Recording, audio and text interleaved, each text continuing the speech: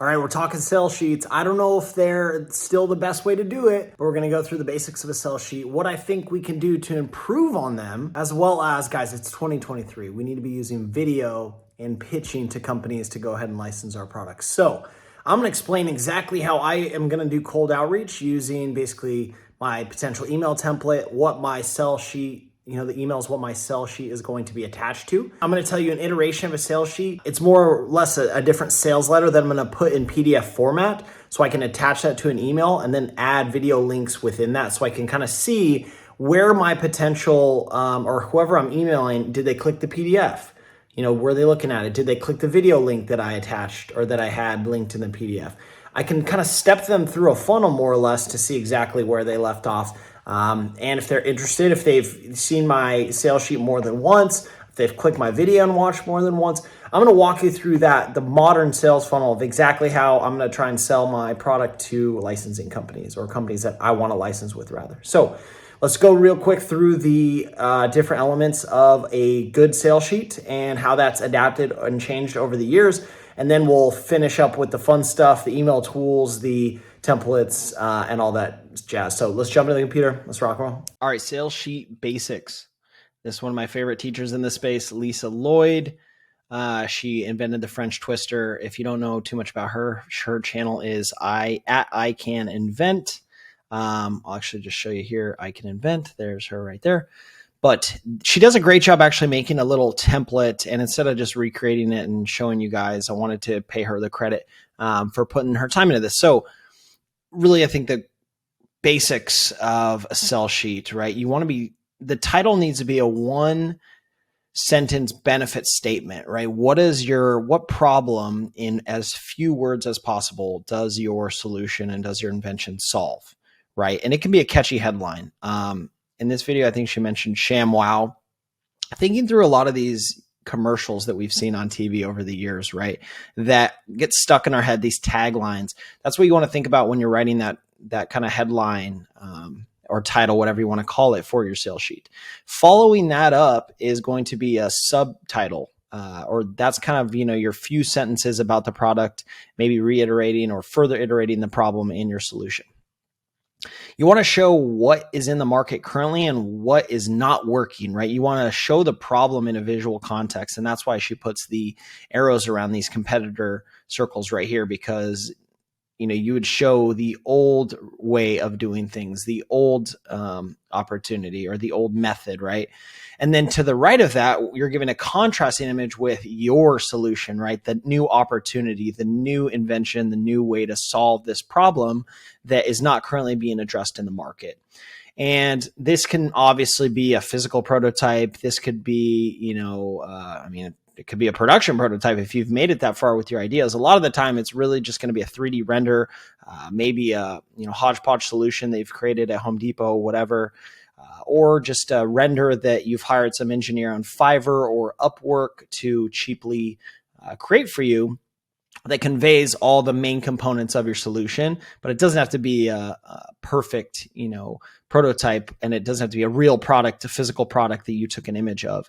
Nowadays, the 3D renderings are, even surpass what the actual photo of the real prototype or the real finished product would look like. So bottom left, this is your video or your image, just more information. I like to actually think about this, kind of this graphic here.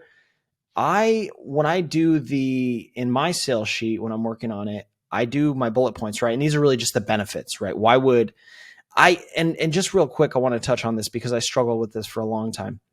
Originally, when I did my first sales sheet, and as I'm doing it, like this was, we're talking like a month ago, I wrote it as if the audience were the end consumer, right? So I wrote it as if I was selling to the person who's eventually going to use it, not as if, and then I kind of got in my head and I was thinking, well, since this is going, the audience of this truly is the executive or whoever I'm reaching out to at the company that I want to license with. So, and in that context, it's kind of like a buyer almost, right? But everything I've heard is actually the coaches, all the people in the space tell you to write it to the end consumer. So I kind of remade it to better reflect that. But I think there is room, and that's not to get forward to the end of the video, but I want to talk about that. I want to talk through the people who are actually receiving these and we're emailing to, because I think they're a different audience, right? These are business executives. These are people who know how to market, how to sell, or at least how they currently sell their product line. So I think there's some room there to be more creative and to speak with more specific language to that person who, at the end of the day, wants to make money selling your product, and cutting you a royalty check will just be a shy or, a small coin in that overall equation, or a small, part of that overall equation. So I want to use this, and in another video, we can go maybe through a sales sheet of mine. This video or image placeholder here, I think should be a YouTube thumbnail. I think this is a perfect opportunity for you to create an awesome attention-grabbing thumbnail that someone wants to click, right? Because the way that you're going to deliver this, you're going to email a person, which you'll find on LinkedIn, or I'll show you other methods as well. You're going to email the person that you're looking for at this company who you want to get in touch with, right? To license your product, to check it out, who might be interested. And they're going to open this as a PDF that's attached. So this image or this thumbnail that I mentioned that you should put in is going to could potentially be linked to your YouTube video. I think that's an awesome way to embed, a trackable URL. And the way I think through this is, and I mentioned this in the beginning, I did want to show you guys that, but just real quick. So you're going to send this email, right? We'll just put E for email. Attach is going to be your PDF. Now, this can be a couple different things. Excuse my drawing, PDF. This could be your sales sheet, right? That's kind of the old method. This could also be, I call it a sales letter, SL. This I'm kind of targeting as something we could write directly to that person, because in my case, I only have, I'm looking at my list right now, 6 companies that I'm reaching out to. So customizing 6 emails to me isn't that big of a deal, because I know the people, I can find enough information about them and their company to actually make it compelling to listen to and to read rather, right? And get them to click on my next step, right? So I think of the email as just we're not pitching yet. An email is just to get their attention. Hey, I've come up with a new product, and make it about them. Obviously, you're pitching, right? This is not about you. This is what they want, what they as a business executive wants, which is to add a product to their product line, which they can monetize and make a lot of revenue off of and sell to their customers, right? So make this about them. Garner the click, get them to click through this PDF. And maybe that's something sexy near the top of the PDF, probably not a headline, but an image. I think a good image near the top of your PDF can make it very compelling, because remember, they're just going to see it on their email application near the bottom, right? So they're just going to see whatever the biggest graphic is on that PDF. This could be the sales sheet. That's kind of what I'm referring to in that example, but this could also be a sales letter, which is more of a copywritten. If you're familiar with direct response marketing, this could be a very well copywritten message, which then has a link at the very bottom also to a YouTube demo maybe of your product. So anyway, I want to touch on that. The nice thing is too, just to mention some quick tools, we can use things that bolt on to, this is just a Google Chrome extension, a Gmail extension called MailTrack. And this allows you to see when the recipients open your email, if they open your email, as well as when they clicked into a PDF. And you can pay a little bit more, maybe $10 a month or something, for more analytics around that. How many times they clicked your link, when they clicked your link, or when they open your attachment, things of that nature. But that's a great way where we could take this process right here and add measuring sticks, right? Like we can add analytics to this. So we can say, all right, I sent out 10 emails to companies looking to license, right? I reached out to 10 people. 4 of them opened my PDF. That's great news, because your follow-up email to someone who never even opened your PDF is going to be a lot different than to someone who opened your PDF and may have clicked the link in your PDF, which you could also measure through, I'll just put a URL here.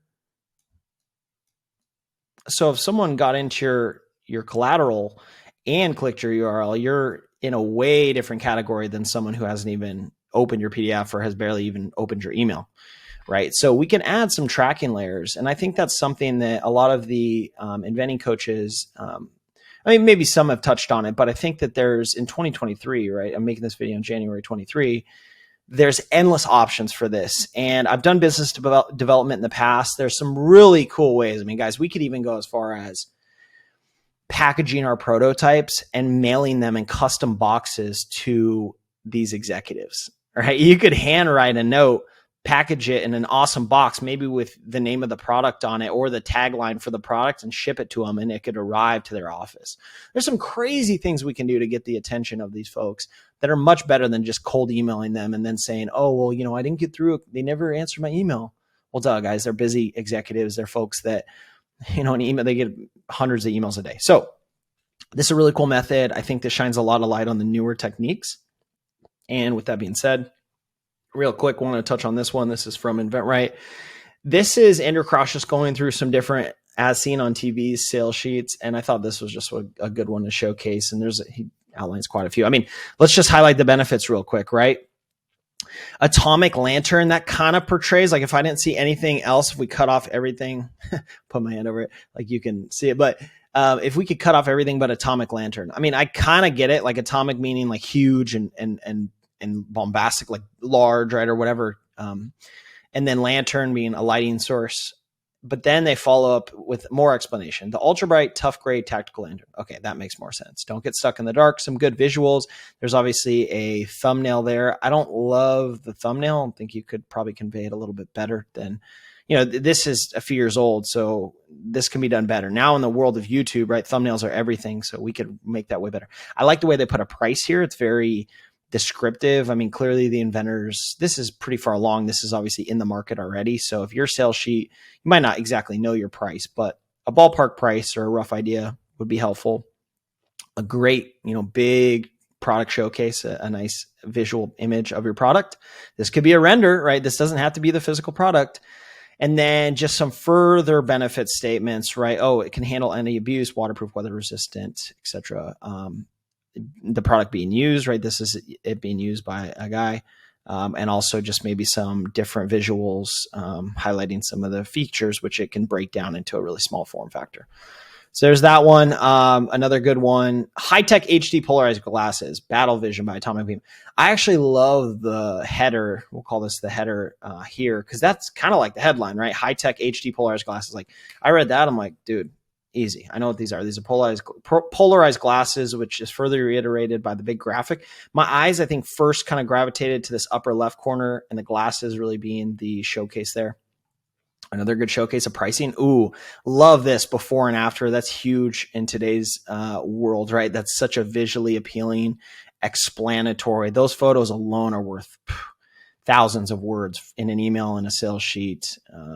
Then there's some different, I don't love these. It's kind of like 3 different use cases or 3 different categories where it can be used in. I mean, I think they can make those way smaller and capitalize. I mean, people know what they would look like with someone fishing. So I think they could maybe do a better job of that. Maybe showing more before and afters, or showing when you're hunting what the visual actually looks like out the glasses, right? Showing the difference between an animal in polarized vision as opposed to just standard glasses vision. So another good one here. He talks about, Andrew Krauss, once again, he talks about getting inspiration from packaging, right? Packaging has a very small form factor to convey a very strong message. Flex glue. I mean, that's pretty explanatory, but then they just double down with super strong bond, instant grab and hold, works underwater. Those are awesome, very value conveying explanatory items. So see if there's any other good ones. Atomic Charge Wallet, another one. I think they do a good job using visuals here, but it could be better. There's still some open space, and I don't know. This one's not one of my favorites, actually. Now that I'm just looking through this, Egg Sitter. Just kind of doing this on the fly, guys. Bavarian Edge, that makes a lot of sense. Okay, knife sharpener, that's very easily conveyed. Egg Sitter, I don't really, until I saw the butt here on the seat, I don't really understand it. But those are just some good examples. Just check out this video if you want further explanation by our friend Andrew Krauss at InventRight. Shout out to Lisa. This is a cool template. You can go check out her video, how to make the perfect sales sheet, on her channel. It's a good place to start, guys. And I think once you start laying out, now to actually create the sales sheet, you can use very popular apps. I use Adobe Illustrator for mine personally. I just have the Adobe Creative Cloud. That's kind of the most like commercial or one of the more commercial softwares. You could use Canva. You could use, Google Sheets. You could use just about anything to create this, just to whatever level of graphic design skills you have or you want to have, frankly. Another just big piece of advice is, if you don't want to go down that rabbit hole and you don't have the time, maybe just hire someone on Fiverr. I hired someone. I'll show you guys in a later video, but it just came out horribly. Like, maybe I just didn't give them enough information and enough copy and enough visuals, but like, I provided a couple images, gave them a rough idea of what I wanted, and it just came out botched. So maybe I'll show that in a different video, but I hope this helps. I hope that deep dive into how I'm going to track my emails going out to customer or to potential license companies, as well as how I'm going to work through that funnel, how I'm going to follow up with them, maybe different ways to get their attention. Maybe for my high runners that I really want to get in touch with, if they haven't really responded to email, I'm going to ship them out a prototype, right? Because I'm at that level. I have the prototypes in hand that I can make a really wow statement by sending. So hope that helps. If you guys want help with your sales sheets, just reach out to me, comment on this video. I'm more than happy to take a look or at least guide you in the right direction, either through the comments or through email. So thank you for watching, and we'll see you in the next video.